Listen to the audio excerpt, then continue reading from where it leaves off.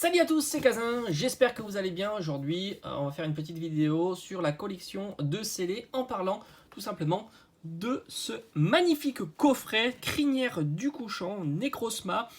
Coffret un petit peu atypique parce qu'il proposait une carte en version holographique et une figurine. C'est vrai qu'en 2017, ils ont sorti pas mal de coffrets comme ça avec du Necrozma, que ce soit Aile du Couchant ou Crinière du Couchant. Et il y avait aussi du Marshado, je crois que de mémoire. Toutes les boutiques un petit peu avaient son coffret, que ce soit des boutiques de jouets, comme Jouet Club, King Jouet, mais aussi les boutiques comme les grandes surfaces. Celui-ci d'ailleurs était une exclusivité de chez Carrefour. Voilà, il faut savoir que c'est un coffret qui est pas spécialement rare, que l'on trouve aux alentours de 90-100 euros. Alors est-ce que c'est une bonne affaire ou pas à ce prix-là? On va juste voir un petit peu les séries qu'il propose à l'intérieur. Donc déjà on a une magnifique carte promo, Necrozma Crinière du Couchant en version holographique. Moi j'aime bien.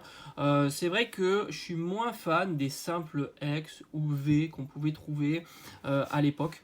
C'est vrai que ça a plus de charme, le côté holographique. La figurine pour moi n'apporte pas d'un grand intérêt, sans compter qu'elles sont relativement fragiles.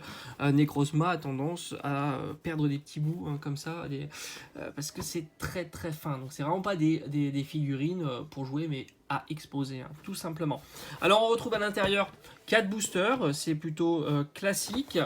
À l'époque, on pouvait le trouver pour 25 euros. Maintenant, c'est 90, une centaine d'euros. On connaît, c'est normal parce que les boosters mis à l'intérieur, ont une certaine valeur. Alors, on note tout de suite, le booster XY Evolution. Là, je crois ça sert à rien d'en parler de cette série. C'est une tuerie, la série XY Evolution. Je pourrais vous montrer tout un tas de cartes que propose cette série-là, mais je vous en montrerai deux qui sont issues de ma collection.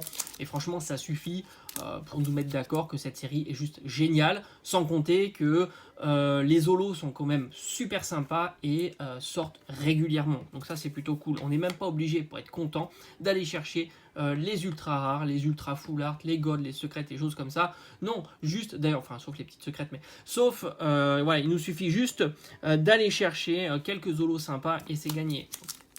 Pour illustrer ce que je dis, voilà, vous avez ici la Holo Reverse de Dracofeu. Je peux t'assurer que si tu drops ça dans ton booster, t'es ultra content. Voilà, et comme si tu drops déjà les Reverse Holo, ça fait super plaisir. Il y a aussi des petites secrètes, comme Pikachu Volant, Pikachu Surfer, je crois. Il y a, il y en a d'autres, il y a la Team Rocket, etc. Donc ça aussi, c'est des petites cartes qui peuvent dropper régulièrement, qui sont très très agréables. Et puis sinon, voilà, les full art qui sont pas des full art gold, bord jaune comme ça, magnifiques, qui sont pas des secrètes. Alors je me demande s'il y a des secrètes dans cette série ou c'est juste les petites cartes comme Pikachu Volant et Surfer. En tous les cas, celle-ci aussi, elle fait super plaisir. Le Mewtwo X qui est incroyable. Donc autant te dire que cette série-là, elle est géniale. Donc rien que pour ça, le coffret est très prisé.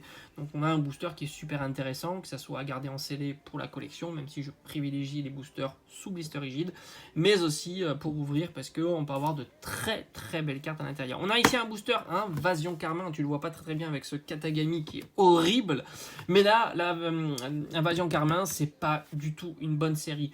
La seule carte qui vaut le coup, je veux dire, l'objectif de cette série, si tu ouvres des boosters Invasion Carmin, ça va être le Léviator, que ce soit en simple GX, en full art GX, mais aussi en Rainbow.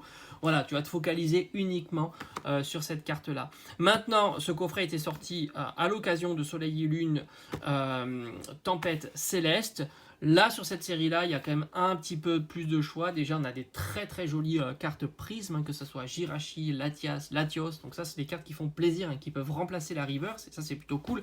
Et puis, sur la série, il y a quand même d'autres belles cartes. J'ai en tête Articodin, du Electrode, du Monsieur Mime, du Branette, des cartes qui sont très sympas. Et l'objectif de cette série-là, si tu veux vraiment la carte de la série, ça va être dropper du Rayquaza en format GX, Full Art, mais aussi en carte Rainbow.